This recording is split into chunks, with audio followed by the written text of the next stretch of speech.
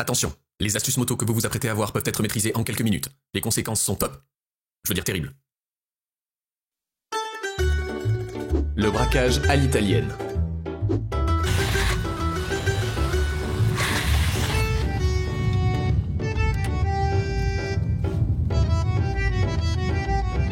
La façon la plus marrante de se garer. Apprenez simplement. Arrêtez-vous en utilisant seulement le frein arrière, tout en tournant à 90 degrés. Puis refaites-le en penchant davantage, avec votre pied dehors et prêt à rattraper la moto lorsqu'elle s'arrête. Encore un coup, mais cette fois donnez un petit coup de pédale de frein juste à la fin. À partir de là, c'est de la progression tranquille. Arrivez un peu plus vite, dérapez un peu plus, encore plus vite, encore plus de dérapage, jusqu'à ce que...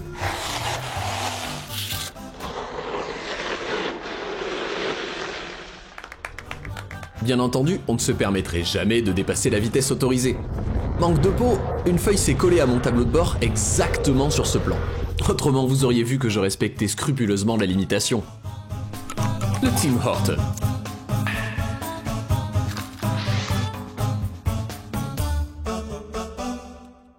Le pied au sol. La tête par-dessus l'épaule. Guidon braqué. Moto penchée. Coup de gaz. Lâchez l'embrayage.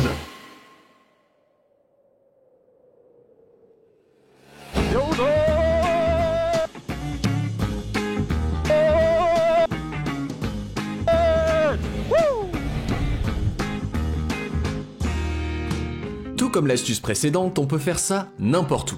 Tout comme l'astuce précédente, c'est plus facile d'apprendre sur des surfaces dures et poussiéreuses, comme la Saskatchewan. Mais contrairement à l'astuce précédente, vous ne pouvez pas progresser tranquillement sur celle-là.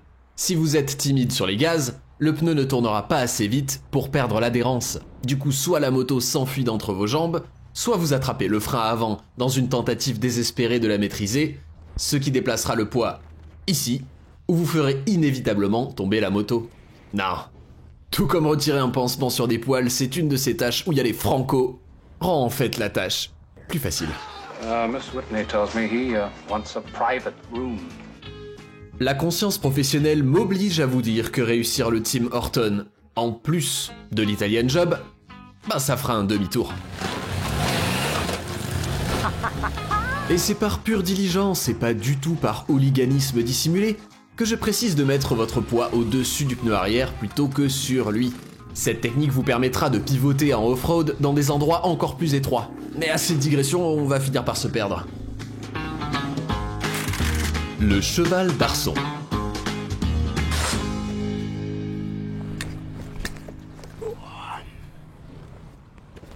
Bon, revenons à nos moutons avec une astuce classique qui servira à tous les types de pilotes.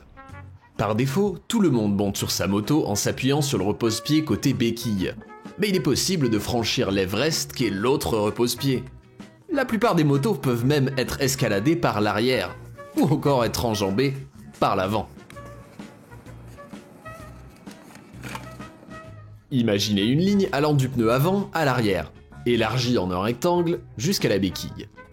Tant que votre poids reste dans cette zone, vous pesez autant qu'une plume, vous ne la ferez pas tomber.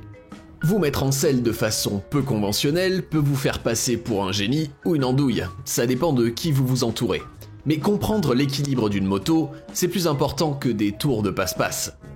Parce que si j'ai effectivement 230 kilos à lever avec la force de mes bras, j'aurais raison d'en avoir peur. Mais si je peux les tenir avec 2 doigts, essayez ça. Vous verrez que la finesse dans l'équilibre, c'est la façon dont les pros font ça comme par enchantement. La grande évasion. Peut-être que vous roulez comme un dieu, mais qui est là pour être ébloui par vos prouesses à mi-parcours ? Personne. Pas à proximité en tout cas, ou pas pour longtemps. Le seul moment où les copains de balade peuvent jauger leur talent mutuel, c'est en s'arrêtant ou en démarrant.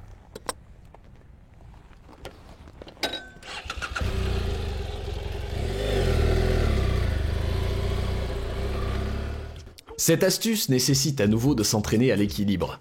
Combien de temps pouvez-vous rester immobile ? Sans les mains ? Sur une jambe ? On n'a pas l'air malin, mais c'est pour la bonne cause. Une fois que vous êtes à l'aise pour faire ce genre de truc, Vous avez juste à rajouter un soupçon d'embrayage. Bien sûr, faire la grande évasion, ce n'est pas le mode de départ recommandé par le constructeur. Donc on va devoir censurer l'identité de nos cascadeurs.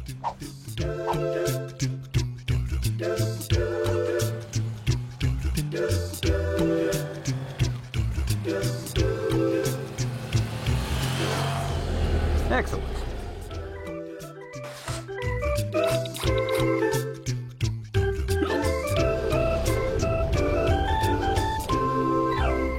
De toute évidence, il n'est pas nécessaire d'appliquer ces astuces. Descendre d'une moto qui roule, c'est plus risqué qu'à l'arrêt. Et si j'ai l'air stylé pendant quelques secondes, c'est parce que j'ai pas encore réalisé que laisser le contact allait vider ma batterie. Mais vous amuser avec votre moto reste le meilleur moyen de la connaître vraiment. Alors jouons. Débrayez, basculez du côté gauche, ça contrebalance la moto pour qu'elle s'éloigne de vous et vous laisse la place de sortir la béquille avec votre jambe libre.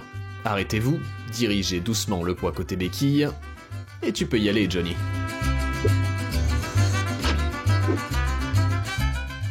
Avertissement, sortir la béquille ne coupe pas forcément le moteur. Dans ce cas, actionnez le coupe-circuit. N'essayez pas d'économiser l'embrayage en vous mettant au point mort. La première vitesse empêche la moto de continuer sa course quand vous descendez. Les effets secondaires de cette astuce incluent une augmentation exponentielle du nombre de partenaires sexuels. Et ça nous fait 5 petites astuces de moto pour de très gros progrès. À ne tenter s'il vous plaît qu'en présence d'un professionnel. Ah, c'est pas grave. Pour apprendre ce genre de truc, mettez simplement un équipement adapté et n'oubliez pas d'amener votre sens de l'humour. Et rappelez-vous, une moto immaculée, c'est le signe d'un bon pilote. Mais une moto défoncée, c'est le signe des meilleurs. What a tragedy.